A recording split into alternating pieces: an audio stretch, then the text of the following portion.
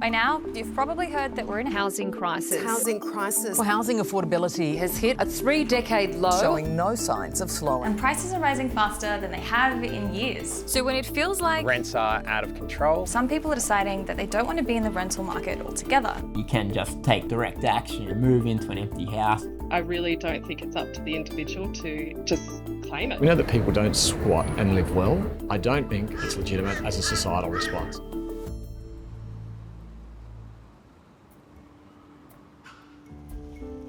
We're on our way to meet a guy who has been living alone in his house for about 6 months now, but he doesn't own the place, he's not renting, he's squatting. He doesn't want us to use his real name, so today we're gonna call him Percy. Hi.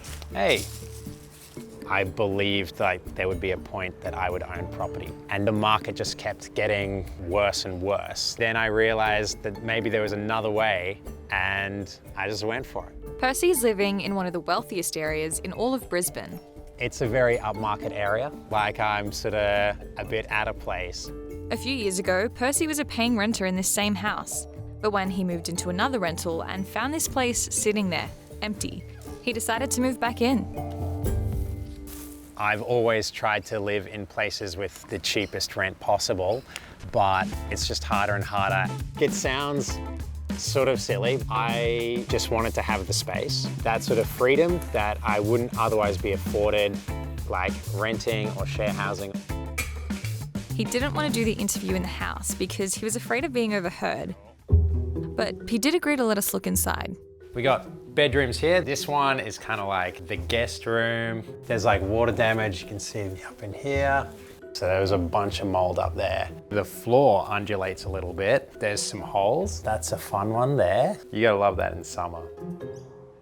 I try not to loudly say like that I'm squatting. Sometimes you can get all up in your head, you know? But he still feels justified in his actions. We have such an inequitable society. People should just take the power back. I hold those values and that helps me like justify it. In Australia, it may not be illegal for a squatter to enter a building if it looks abandoned and if the doors are unlocked. If they're asked to leave and don't, that is trespass. And if the door isn't unlocked... You could be up for like break and enter. And how did you gain access? Were the doors unlocked? Yeah, the back door was unlocked. So do you have electricity in this place? Basically, I just have a bill that's in my name. I was probably more concerned about water because that's not a bill that I can get in my name.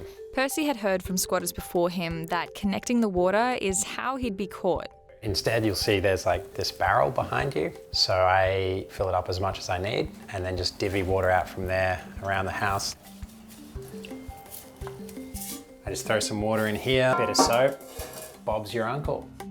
And even though Percy is living comfortably here, the toilet situation is a bit of an adjustment.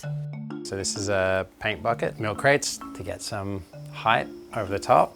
So I just squat over the top and then just throw some sawdust, kind of just cover it like a litter tray, like a giant human cat. I have questions. Do you make your guests do this? The option is available to them.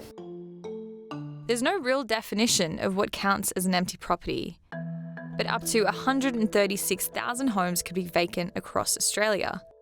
And while some people think that they're making better use of the vacant homes by squatting in them, this comes with warnings. It sets our expectations low and says that people are homeless, the best they can have are abandoned buildings. Because we know that squatting's not actually safe. And we know that people who don't have housing are not just at risk of expedited death. We don't only know that homelessness makes people sick, but it undermines people's capacity to participate in society as a citizen. It can also be a health risk to squatters who end up in abandoned houses that are sometimes left empty because they're unfit to live in. Sometimes property owners find that their place has been completely trashed by squatters. And it can be a nightmare for owners who sometimes have to deal with property damage and the task of kicking them out. Just leave me alone, I've got things to do because I'm getting kicked out, you know? Okay. Emma came home late one night after being away and found a man squatting in her house. We just heard this mighty scream, this piercing scream of my sister, and she ran out saying, there's a man, there's a man. My sister was crying, I started crying, we all just started crying. Emma's dad was the one to kick him out that night, but she later worked out that he had been staying there, on and off for months, every time she went away. He knew our routine. It just really did actually affect me for, quite a time afterwards. We got security cameras and we got rid of the bushes in the front and just made the whole place quite much more open. Yeah, it was an innate fear of just coming home at times. I always would make sure that I'd leave lights on. And when owners don't come home for years, they might actually find that they don't own the place anymore. In 1998, a property developer in Sydney walked into this house when he found out the elderly owner had died. He changed the locks, renovated, and actually put renters in this place for 20 years, so essentially they were squatting for him. After a couple of years in court, he won the title to this house, and then he sold it 2 years later for $1.4 million. This is called adverse possession, and in most Australian states, you can try and make a claim after 12 years of squatting. But the law is tricky because until you can make that claim, you can still be charged with trespass. Anyone considering squatting is taking a real legal risk and should get their own advice. But that didn't stop Andy, who squatted in Sydney, Brisbane and Melbourne for over 3 years. So this is a publication that me and some friends distributed many copies of. Andy has lost count of how many squats he's stayed in, but some that he's set up have lasted for over a decade. These days, Andy is living in his friend's backyard, in this shed that he's building. Part of the theory is that there shouldn't be private property that people can hoard. If you have enough for yourself, then morally you should be offering that to other people. And even though he's been kicked out more than a few times, I never had any charges related to squatting. There is a possibility of being fined, but generally if the fine is a few $100s, you come out ahead compared to how much rent you would have been paying. there was also always a list of backup places when owners would return to take their valuable asset back. You'd need to crash at a friend's place for a few days while you sort of got sorted to try to move into another one. So you're going left here. And while Andy is done with squatting, his ability to find an empty house is still very much there. I would intentionally ride a different route, a slightly different route each day going to the same place just so you're covering more streets. Yeah, so how did you find this place? I've trained myself over the years to notice certain things. Long grass, the gate's off its hinges, and there just isn't any stuff, any sign of kind of humans living here. Often there'd be more junk mail piled up, which does suggest somebody is keeping at least a cursory eye on this place. Or maybe someone's already squatting. Yeah, well, I haven't seen any signs of that, but that does happen sometimes. You think, oh yes, I've found this empty place, amazing, and you get in and you find somebody else's already there. How common is that?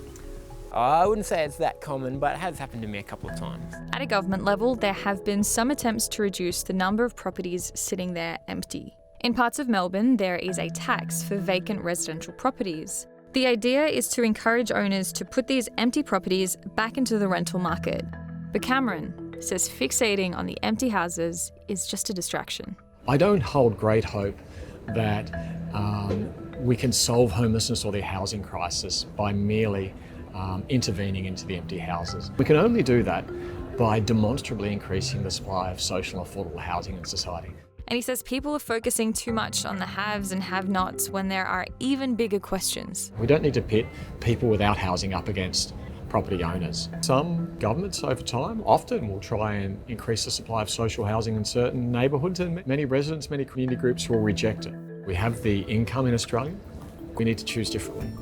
We can't just blame the politicians, this is us. In the meantime, Percy isn't too worried about being moved along. And instead, he's settling in for a long haul. I felt like if I was creeping around and not living comfortably in the place, like what is the point? But I wanted somewhere that sort of was mine and could be home. If you like this video and want to see more, subscribe to the Feeds YouTube channel.